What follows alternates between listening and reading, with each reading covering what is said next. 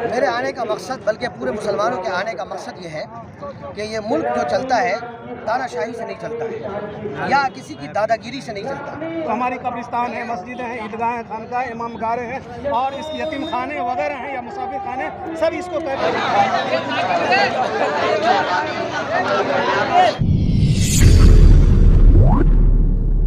آپ یہاں مدھوبنی تشریف لائے، کس وجہ سے تشریف لائے یہاں؟ میرے آنے کا مقصد بلکہ پورے مسلمانوں کے آنے کا مقصد یہ ہے کہ یہ ملک جو چلتا ہے تانا شاہی سے نہیں چلتا ہے یا کسی کی دادا گیری سے نہیں چلتا۔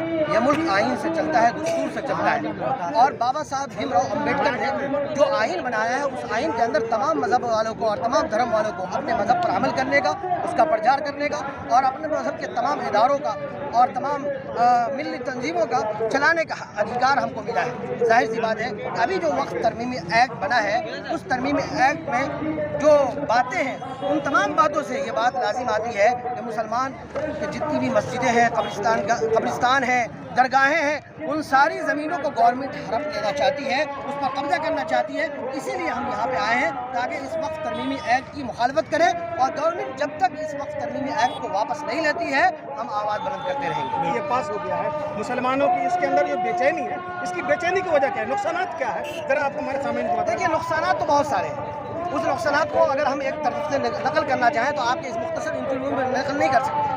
صرف ایک ہم بات بتانا چاہتے ہیں کہ وقف بائی یوزر کو ختم کیا گیا ہے۔ وقف بائی یوزر کا مطلب یہ ہوا کہ ایک وہ زمین جو مسجد کی ہے، درگاہ کی ہے، قبرستان کی ہے، عیدگاہ کی ہے، صدیوں سے مسلمانوں کے قبضے میں چلی آ رہی ہے۔